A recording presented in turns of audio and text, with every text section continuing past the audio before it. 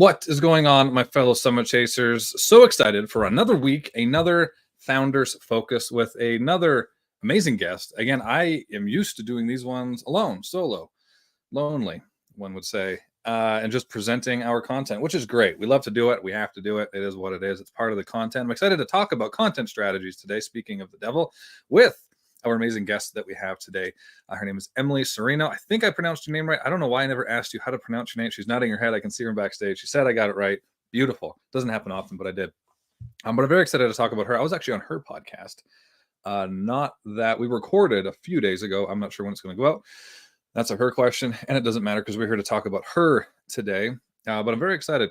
And one of the ways, this is one of the many ways that you can tell, if somebody's good at what they do, if they're genuine, and if they love what they do, is being on a podcast. It was one of the best, and I'm not saying this to her face, and I'm not saying this just because I'm about to talk to her, but it was one of the best interviews I've ever done. And you can tell that because the questions that people ask, the way they ask the questions, you can tell a few different things. How curious are they? How much homework did they do? How much actual work did they put in to prepare for the actual interview itself and for the content itself? And she put in, obviously, a lot of work. And curiosity means that she has almost an unlimited potential of being great at what she does. And so that is one of the biggest things that I look at when I see, okay, is this person going to be a good fit? Are they going to push me? Are there somebody that I want to, push people towards? Or there's somebody that I want to do more interviews with? And she checked all the boxes because she was very curious, great questions, very insightful, and very knowledgeable. So I'm going to let her head shrink a little bit before I bring her on right now. But again, very excited to have her on. A few really quick things that I want to announce today. Not announce, these are things that you've heard before. But one is we're getting so close. And when I say so close, I mean, what is today, the 8th? So we are 11 days away. 11 days away from the Young Professionals Leadership Summit, October 19th in Toronto, Ontario, Canada. And it has shaped up. We are done most of the planning. Now it's all kind of practicing and fine-tuning things. We're very excited. One of the things I'm most excited about is the food truck that we got to be there for lunch. They have crispy chickens, like it's so good. I'm not gonna ruin the surprise, but it's so good. It looks so good. But the lineup that we have and the way that we're going to be fulfilling and executing on this event is going to be probably something unlike you've seen before in this particular space. We're going to be doing case studies. There's going to be quite a few. There's going to be probably about 200 people there. And we're going to be doing case studies. We're going to be challenging you. We're going to have you come up and share things. And I know that might scare some people away, but guess what? If you want to be better, if you want to be great, if you want to succeed, especially in a leadership position, you have to be willing to put yourself in those positions. And you have to be willing to challenge yourselves and jump into the unknown, so to speak. And a lot of that is part of the strategy as well. Strategy in general is experimenting and jumping into the unknown, figuring out the unknown, and trusting yourself and your team that you can figure it out. So we're very excited for this event. And we still have a couple spots left. I believe we have spots left virtually. So if you want to join virtually, it's going to be streamed on our YouTube channel, but you can go to yplsummit.com, get your tickets there. I think it's $20 for virtual. I think we still have a couple spots left. So if you want to, whether it's you, or you want to send some people on your team, I believe we got a few spots left for in-person as well, but you can get those at YPL Summit. That is yplsummit.com. Get your tickets. It's going to be amazing. And we're also going live with some of the speakers and the panelists that are going to be there on Friday of this week, I believe at 11 a.m. Mountain. I don't think I'm right. I can't remember what time. I'll be announcing it soon, what time, but we're going live Friday. So you can come, you can see some of the content, get a kind of an inside view on some of the content that we're going to be doing, ask some questions, and get excited about it there. Now, the other thing, really quickly, we have 2 spots left for our Strategy Core Challenge, our October 22nd cohort. We have 2 spots left. We are very excited about this. We just finished creating the workbooks, the content, and we're kind of doing some dry runs with it right now. We are very, very excited about it. This is stuff that we've done with our clients before, and clients in home improvement, in service-based industries, whether they're coaches, consultants, whatever it is, in SaaS, tech, software, whether you're a founder, whether you're a founder of a startup, or you're at the $50 million club. I don't know if that's a club. I know the $10 million club, and then maybe it skips right to 100. I don't know. You can make a club for anything. So whether you're in the $50 million club, you've been in business for 10 plus years, this could change. It will change your business if you show up and you take it seriously, which everybody should show up committed and take it seriously. But it's the clarity. It's challenging your perceptions of your business, your market, and how do you leverage your strengths? How do you identify weaknesses? And how do you know where do you allocate your resources effectively? And how do you make decisions confidently, quickly, and more often? That's the key. And that is probably the biggest key to having a long-term successful business. And we're going to break it all down. And you're going to leave that week with a clear vision, a clear strategy core that you can base these decisions around.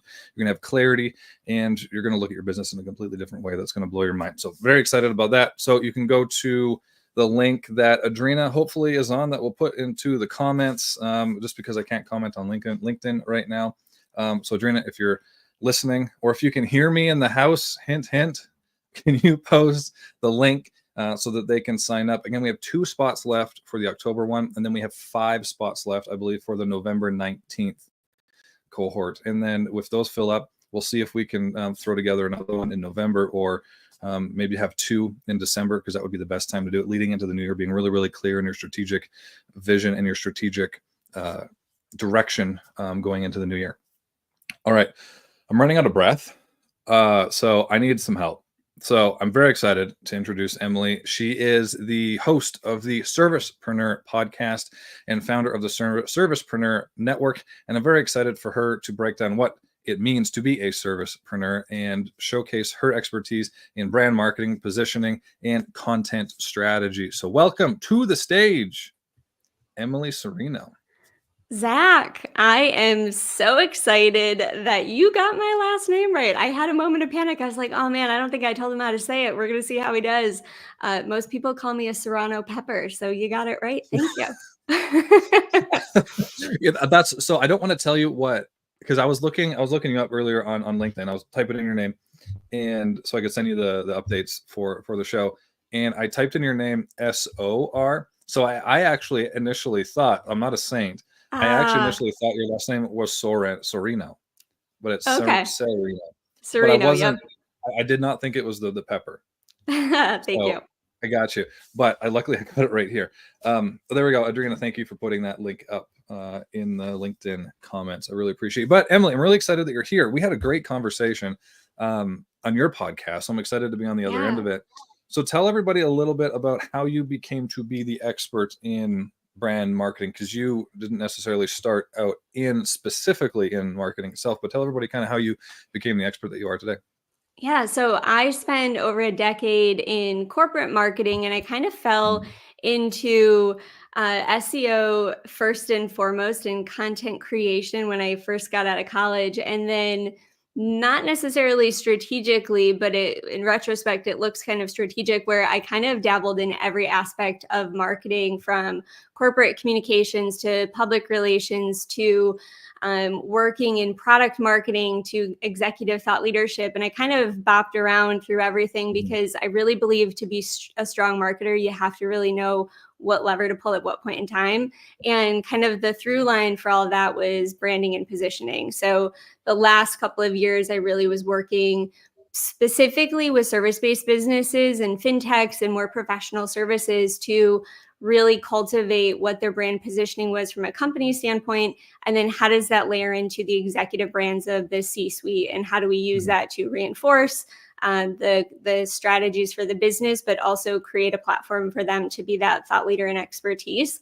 And then I got to a point where I was like, I got to the top, looked around, and was like, there's more for me than just this. And it really led me to find my passion about working with entrepreneurs, specifically service-based business owners, and helping them to find kind of their positioning in the market, and then use that as a way to drive their credibility, their expertise, and really help them put those marketing foundations in place based on the many years of experience that I had doing it in a corporate setting. I love it. Beautiful. And you did that very concisely, by the way. That was brilliant. That was brilliant. So can you break down what brand positioning is first?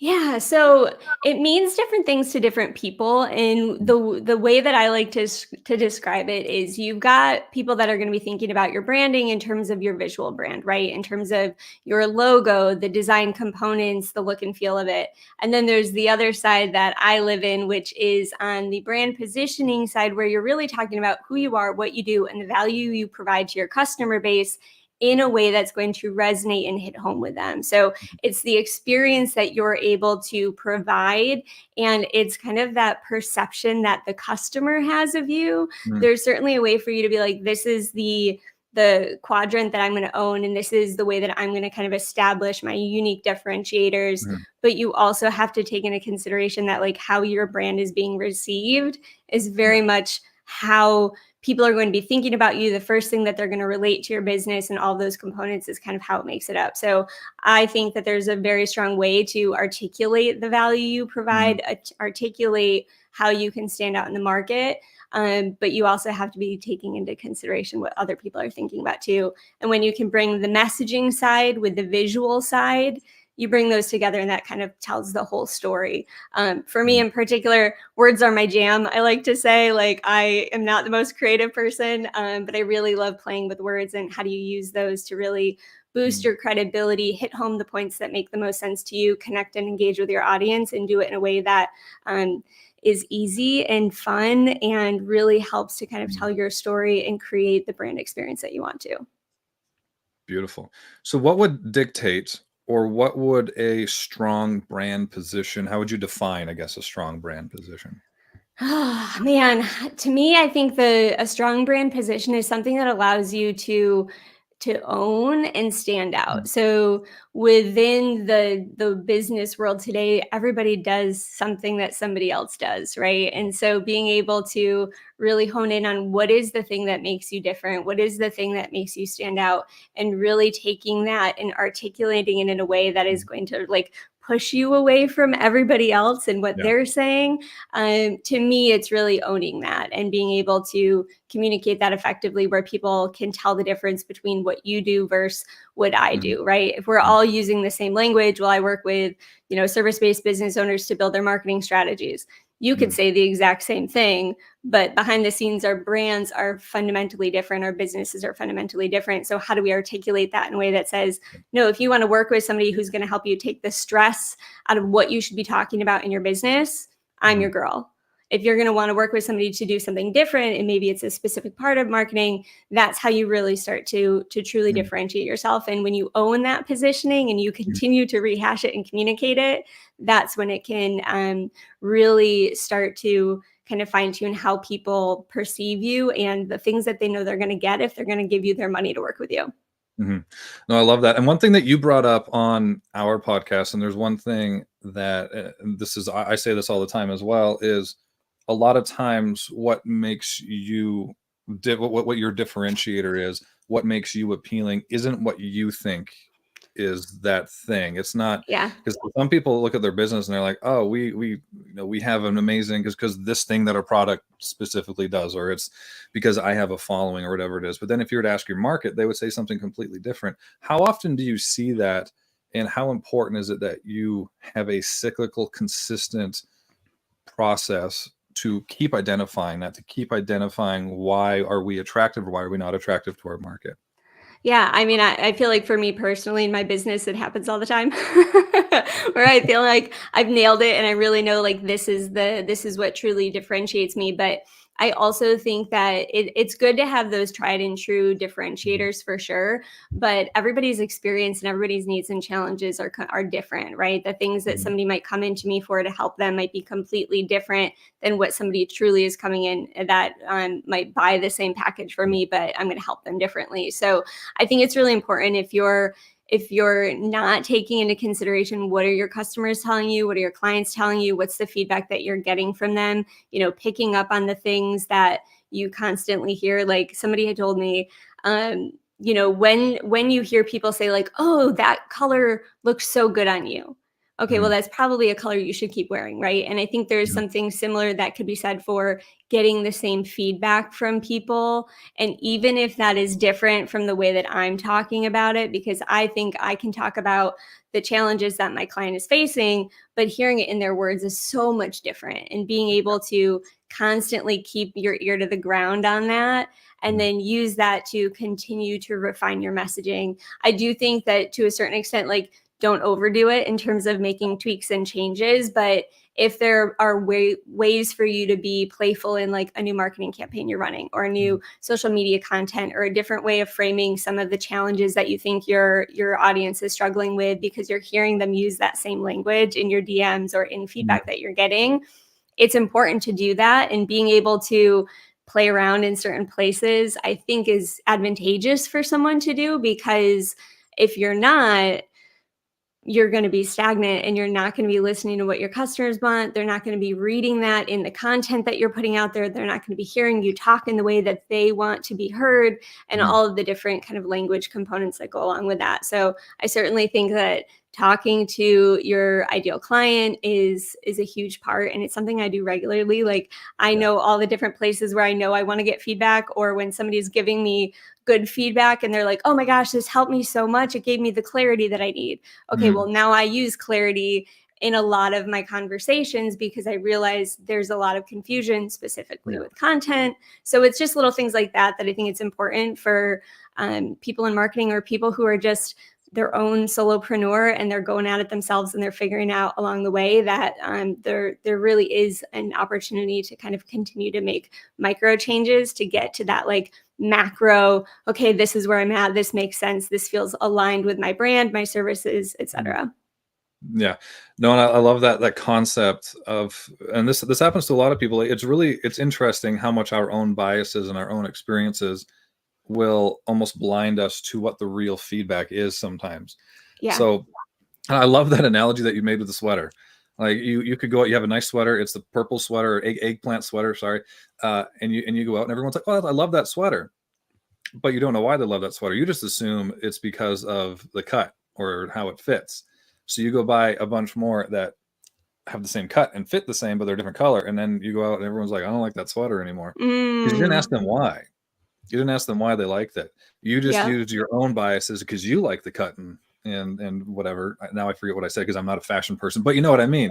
Yeah. Right? Your own biases took you down the path of what you thought they meant by I like that sweater.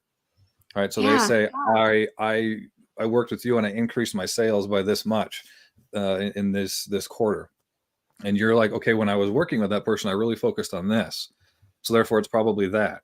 Or I spent more of my time in that quarter. I was working with them. I was developing this part of my service, this part of my product. So that must have been it. When really it was something completely different. So getting that full picture feedback of, okay, why?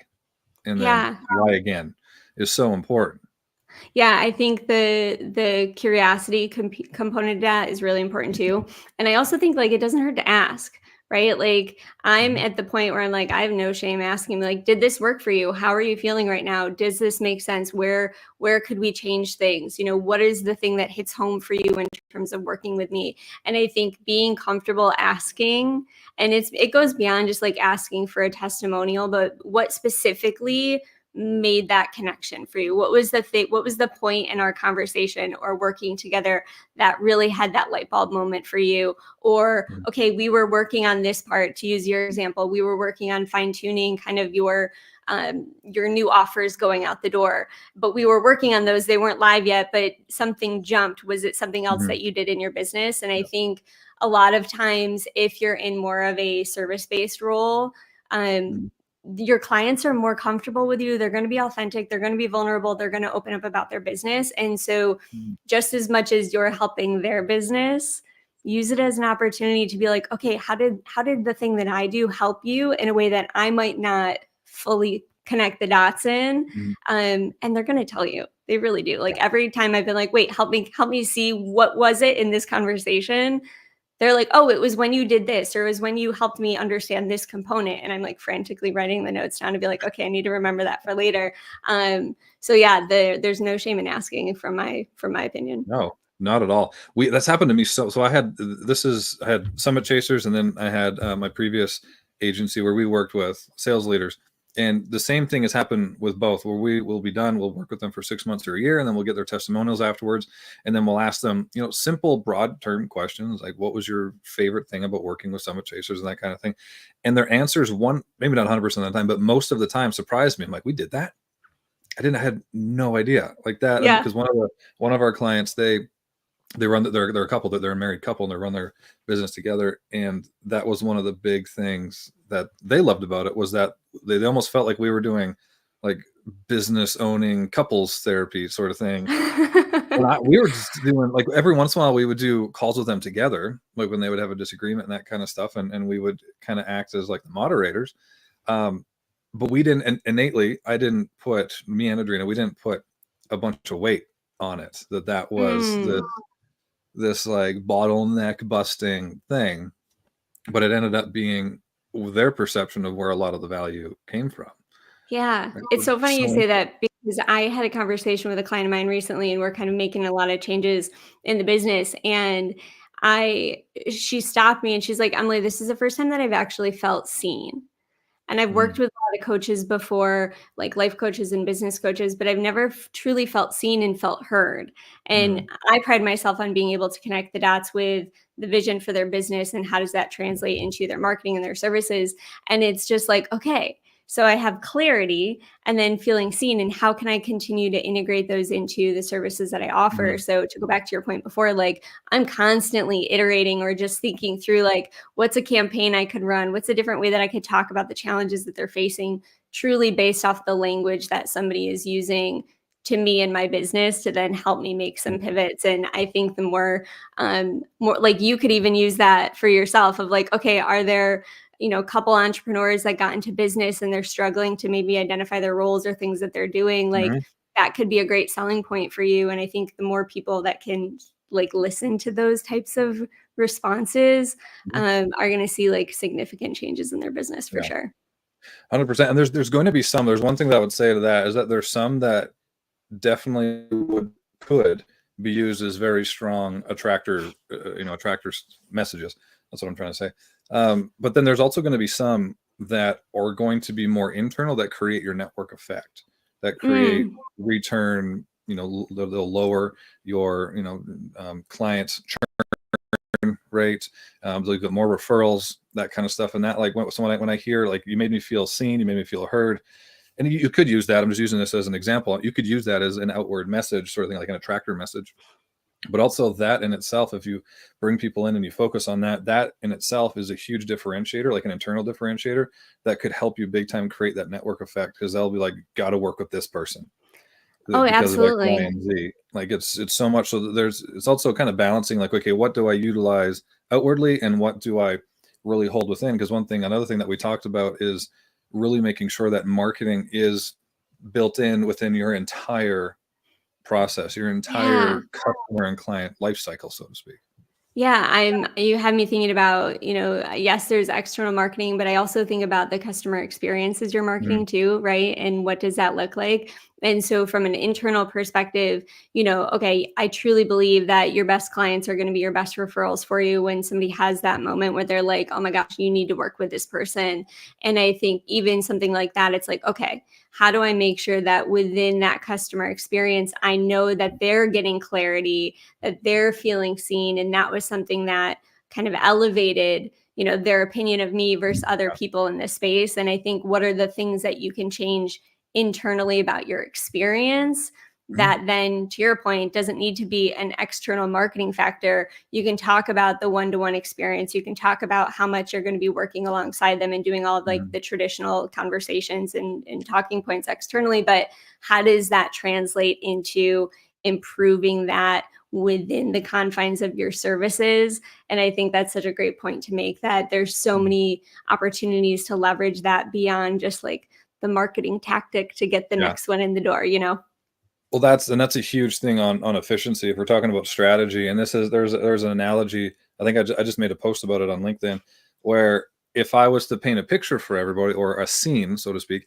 and you have a bucket, there's a hole in the bottom of a bucket, and you're dumping sand out of a bag into the bucket. Your job is to make sure that the bucket gets filled with sand. What do?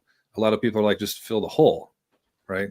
But a Mm. lot of times we don't take that approach in our business. We think, let's just dump more sand in the top and try to dump more sand at the top that's coming out the bottom, right? Because you don't think Yeah. of all the things that are slipping out. So in that analogy, the sand that's slipping out of the bottom is the customers that are coming into your ecosystem and either not being nurtured properly, or they're not giving you referrals, or they didn't have a great experience. They're not creating that network effect. They're not doing testimonials for you and that kind of stuff. So they're all slipping out the bottom.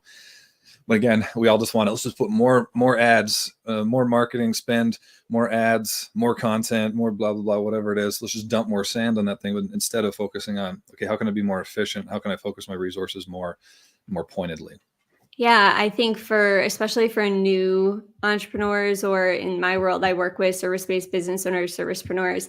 A lot of times we focus on what are those foundations, right? What are the Mhm. things that you're doing? So sure, you have a website, you've got a contact form, but have you set up your email platform to make sure that like you're creating that opportunity to send them that welcome series, to continue to nurture them, to get in front of them more? What are you doing to make sure that like the experience is as frictionless as possible once you get them in the door, in terms of any type of technology platforms you might be using? And it's the not sexy part of running your own business, but I mean, I enjoy it because like I love workflows and processes, but it is something that just by making little changes and slowing down for a minute when you've been running a mile a minute and you're, scrappy in your business because you have to be right now, it is something that truly makes a world of difference. And like the confidence that comes with it, of like, I have my shit together and I've got everything in place. Ooh, crap. I don't know if I can swear on this podcast. All you Sorry want. about that. Fine. Okay, All you want. perfect. But having all those things in place, like it makes you feel more confident. It makes you feel like, okay, I'm doing things right. Because Yeah. when you're on your own, you don't know if you're doing things right or No wrong idea. until like 10 steps later, when you're already Mhm. breezing past it, trying to figure out the next thing. And so even just to put those right foundations in place and fix it and plug that hole Mhm. before trying to like layer on a million other tactics in your business, like it truly does make a difference. And Yeah. I think it's something that we come back to and we're like, okay, I got to do that thing now. Mhm. But if there's a way to do that first, it truly does set you up like a Yeah. million times more successfully down the road. Yeah. Well, then having that, we talk about like having that cyclical cycle of like investigation in your own business. You can plug that hole, put more fire in the flame, so to speak. There's going to be another hole. You got to come Yeah. back and check. Like there's always going to be. You're gonna maybe offer other types of programs, or you're going to get more volume in. You're going to have to hire people. There's going to be other types of problems. Other holes are going to spring up. You got to come back and lay those foundations. Get a bigger bucket. Get some duct tape, whatever it is. I'm out of analogies with buckets now, but y'all know what I mean. But there's one thing, and this is something that you wanted to, I want to as well. This is a two-way street here. You wanted to talk about, you have a fairly unique uh, perspective on content strategy. So now Yeah. we're kind of going back on, we're talking about dumping more sand in the bucket now. But break it down. Just start with like, what is a content strategy, and then kind of flow into kind of what your kind of unique look on it is. Yeah. So a content strategy is really having and I hate having to use the word to describe it, but truly a strategy in place for how you're articulating information out into the Mhm. ethos and connecting with your ideal client to bring them into your world, to engage with them, to nurture them, and ultimately convert them. So rather than being like, what am I going to post today? It's more of like, let me come up with the things that are going to move the needle in my business, the talking points that I need to, and then use that to kind of lay that map out of all the things I want to be sharing. Yeah. I think one of the things that most servicepreneurs specifically, and you could give maybe the perspective from just like a general small business standpoint from the types of clients that you work with. At this point, most people know, oh, I know what social media channels I have to be on. I need a Mhm. website, I need an email list. And where they start is actually the very last place that they should be starting. That's the end of it. So I really like to do a what, how, where approach. Mhm. And so, what is all the topics that you should be talking about? So, before you get to saying, oh, I want to have a podcast, or I know I need to be on LinkedIn, or I need to be on Instagram, or whatever, insert channel here, I need to have an email strategy. Well, what the heck are you going to talk about? So like, let's not go all the way to the end. Let's talk about what are the topics that truly you need to be speaking to showcase your credibility and expertise, connect with your ideal client, and then bring them into, ideally convert them into a paying customer. And so if you start with the what, and then you go to the how. And I don't mean from a channel perspective. I mean, like, how do you want to deliver information? And that could be written content through blogs, some social media platforms. It could be audio content if you want to do a podcast. Again, we're getting into channels, but just for the sake of types of content creation, it could be visual, it could be video, it could be design, it could be all these different things. It could be speaking if you're not interested in kind of more of the written factors, like this is us speaking. And I like to really hone in on that, because most times, and I was thinking about this today, Zach, and it became so clear to me, like, when you're a business owner, there's going to be things that you're going to outsource, right? There's going to be, you need contracts, you're hiring a lawyer. You need to get your taxes done, you're hiring a CPA. There are certain aspects of our business that we're like, there is a clear line between what you can do and what you need to outsource for. And fortunately / unfortunately, marketing is one of those things that, like, most people are like, I'm going to keep that one until I can afford to outsource it, or they just have access to tools like Canva that give them templates and things like that. So they take that on, even though they got into business to help other people to create a product, if you're a product based or an e-com company. And so they got into business to do something else. And yet now they're content creators and they're doing all of their marketing until they're at a point where they can, like, pass that off because they're not there yet. And so I always like to talk about the how in the context of, like, what is not going to be a chore for you? What is something that, like, you enjoy doing because you have to do it a lot? And then pair that with what's the type of content that that your audience is going to be most receptive to, right? Like, if you're writing content and you love writing and you're writing blogs, but your audience does not want to read blogs, they want to watch short video clips, things like that, like, there's a disconnect there. And then once you kind of land on that, then you get to the channels and you do research to see where your clients are, that sort of thing. And you kind of connect the dots between the how. So for me, I love podcasting. I love that format. So it was a natural for me to get into the audio space and then bring that into the how, which makes sense for a podcast platform. So rather than just going straight to the channel, you kind of have to do your homework first in those other two aspects. And it's crazy because a lot of people will be like, well, I know I need to be doing carousel content because that's the new style. If that Reels or that Instagram is promoting to get in front of strangers to bring them into your community. But what do I talk about? Tell me what I need to say in those carousel posts. That's the disconnect. And that's the part that I have found that a lot of service-based business owners struggle with. So in my business, what I do is I focus very heavily on the what. We talk about how do you translate your expertise into marketable topics that you can use across your business plan, across your business. I do marketing strategy and I do that aspect because oftentimes I find when they get to the point where we have, like, taken everything out of their brain and put it into this massive Excel spreadsheet, that they're like, okay, what do I do now? And then I funnel them into my coaching business where I help them build their marketing strategies. But that's kind of the framework that I follow whenever somebody comes in to work with me. I'm like, we're not going to talk about the channel until we really lean into the what. And I have a process that I help kind of extract that information out of their brain so that they don't have to worry about it. But that's kind of where it usually starts for me, is like that what, how, where platform. No, I love that, because I mean, everybody is on different platforms for different reasons, and different types of content do better on these different platforms. And some of them are just, that is the different type of content.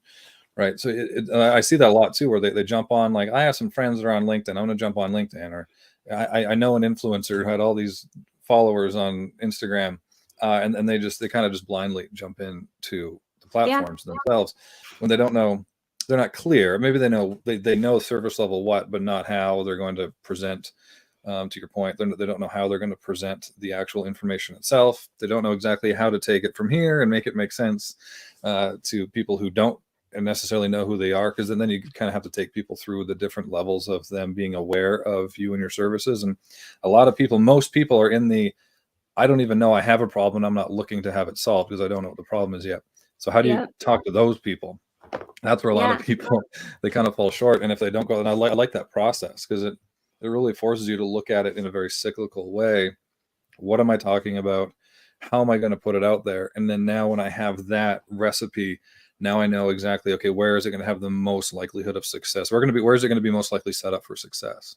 Yeah, absolutely. And then once they have that in place, then I really love digging into the what with them. And I'm curious your take on this, because depending on what platform you are, I always get served a lot of different marketing messages, just given the nature of the work that I do.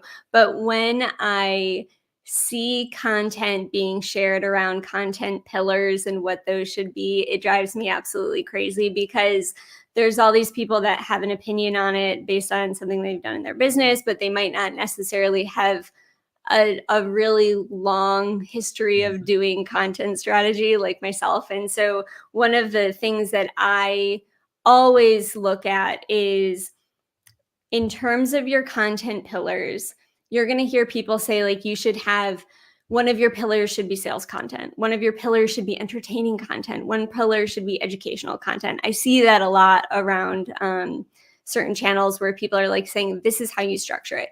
And they do that because they want people to feel more comfortable with content. They want to give them the structure that they need, right? Because content is overwhelming to a lot of people. They don't know what to do. They don't know where to start. They don't know how to do it. And so that's a very easy solution to be like, oh, just create some content for sales because you want to convert, and then create some entertaining content to drive people into your world and get them into the top of funnel. And then the educational content is where you nurture them.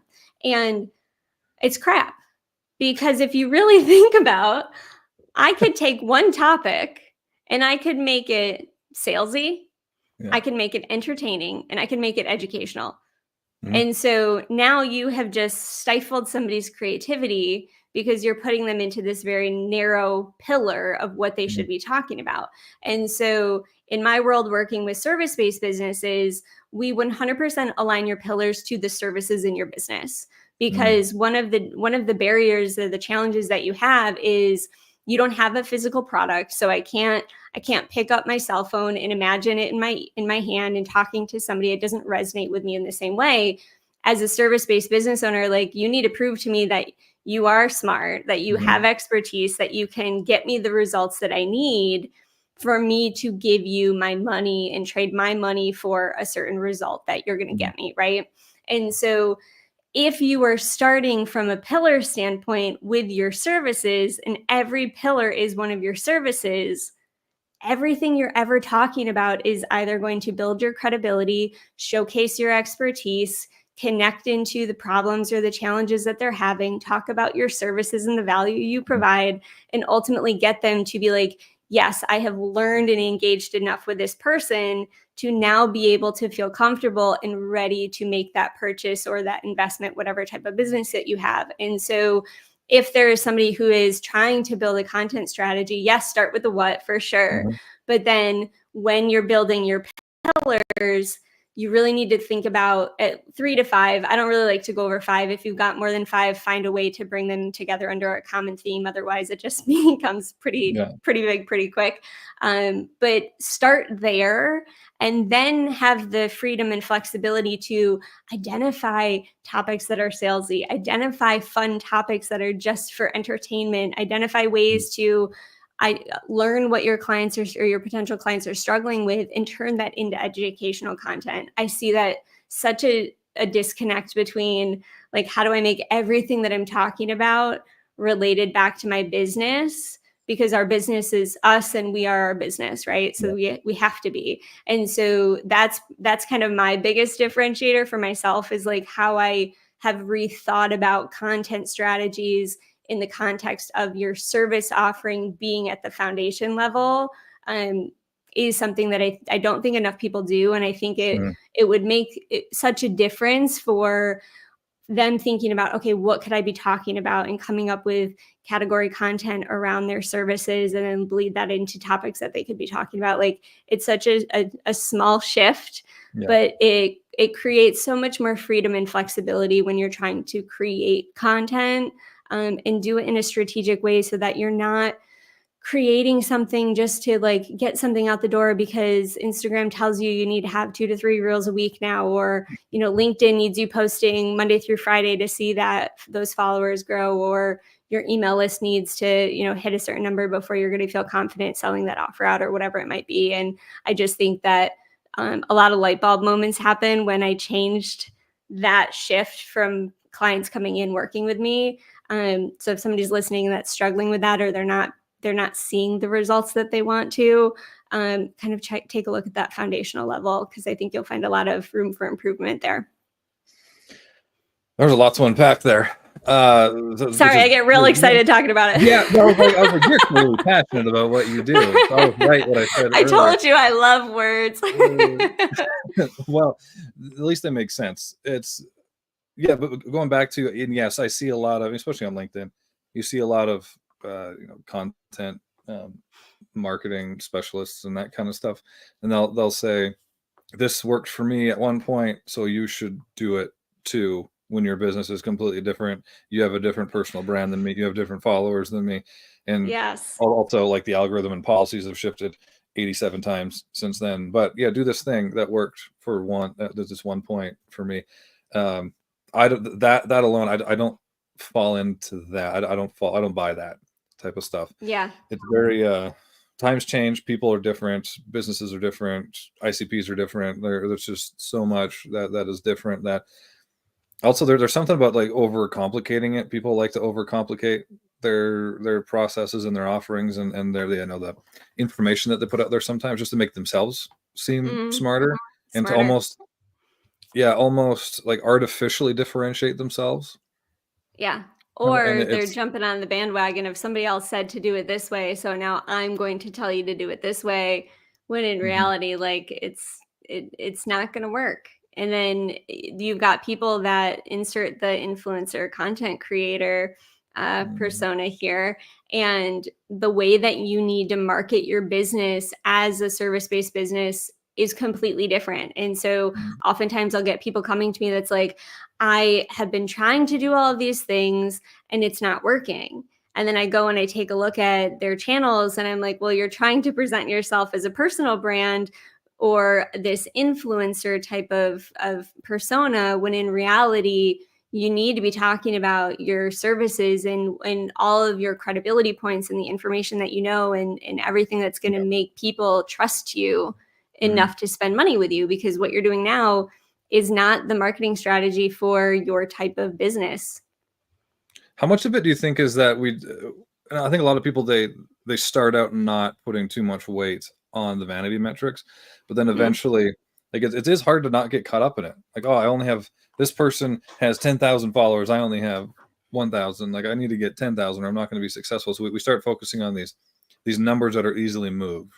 How much of that do you see?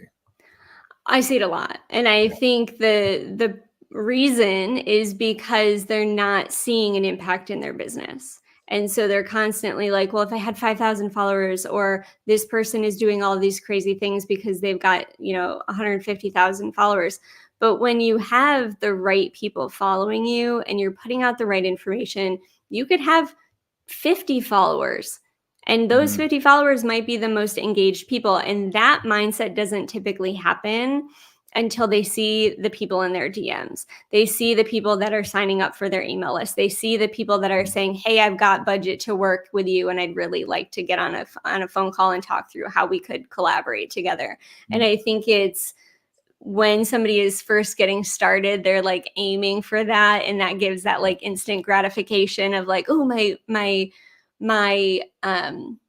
worth and my success is in some of these vanity metrics, when at the end of the day, it's like, unless there's money coming into my bank account, I don't care how many followers I have, and again, it's like, once you experience that, you see like, oh, okay, now I know how to cultivate community. I know how to reach the right people. And then you double down on those strategies, and then eventually you see that growth. And then yes, everybody's fault wants to have this big audience, but at the end of the day, it's like what's happening inside your business and what are you doing to, one, serve your clients, but two, grow your bank account. And I think if you can kind of keep those in the forefront of like what's working, continue doing it, some of those, oh, I need to have massive people following me, it kind of, falls to the wayside a little bit. Dopamine is not a currency. That is for sure. Absolutely. But we chase it so much in everything. This has been amazing, Emily. I got to have you on again at some point. I would like to have you on the coffee club. So we can play. There's so many, as you were kind of, you were talking, there was like, I was listening. First of all, but I was thinking like, we could play some fun games with this. Like for sure, like some of the most ridiculous advice that's on the internet and just tear it apart. It could be so much fun. I mean, I'm down. Yeah, we'll definitely have you on again. But how can people find you? Let's say they're hearing, which everybody isn't, again, X is, we have a ton of people on X here today. Anybody that's listening to this, how would they find you, and how would they identify like, okay, I need help from Emily, like Emily's my person? Yeah. So my website is theservicepreneur.com. On Instagram, I'm at theservicepreneur. And then on LinkedIn, it's Emily Sereno. And those are the best channels to connect with me on. If somebody is sitting there and they kind of fall into one of these couple of categories, like the first category is I'm a new service-based business owner and I'm just getting started and I do not have any sort of massive budget to hire somebody to work with. I have my online community, which is the Servicepreneur Networks, exclusively for service-based entrepreneurs. Come into my world, build your brand, connect with other servicepreneurs, get access to me in a crazy amount of learning and teaching and free resources and brand collaborations, all the things. I would also say the people that are coming into that network are also kind of in that sweet spot where they've been in business for a couple of years and they have been super scrappy and now they're ready to put the right foundations in place. We'd love to have you in the network as well, because I'm in front of you every single day. We do workshops every month. We do elevator pitch, networking, all of it. And then if you have a great business, but you're ready to like up level your marketing and you're looking to find collaborations, drive that brand visibility, get on speaking tours, podcast tours, all those things. The network is kind of the big community for me. And then I also do work one-on-one with clients as well. So if the idea of creating your own content strategy is overwhelming, I have a done for you program where I come in and I really map everything out for you. And then I also do brand coaching, brand clarity coaching. So if somebody's like, I'm going to do marketing myself, but I want somebody who's like looking over my shoulder, helps hold me accountable, and is helping me make strategic decisions to continue to put the right processes, foundations, and marketing strategies in place. I do that too. So those are kind of the three ways to work with me and get in my world. And if you have questions, reach out to me anytime. I love connecting with people. And I also am currently offering right now in the month of October free hot seat coaching calls. So if you come into my network, I'm going to offer that up as a way to kind of get a jump start in your business and really get you on the right path. So those are kind of the cool things that I'm doing right now. Amazing. And we'll put those, especially on YouTube, we'll go back and we'll put all those links in the description below. But really appreciated having you on. It was so much fun. Yeah. Thank you so much. This was so great. Beautiful. And everybody else on here, again, if you haven't yet, so you got 2 spots left for the Strategy Core Challenge. You can come and then you'll realize like, oh, my brand position is terrible. And then we'll send you over to Emily once we figure out, again, once you're clear on that is where you need to go. And we have an amazing network, and that's why we really emphasize the network in Summit Chasers Network, because they have amazing people like Emily that comes in and supports as well and offers amazing things, because all we want is your success and to chase your next summit. But with that being said, until next time, everybody, keep chasing your next summit.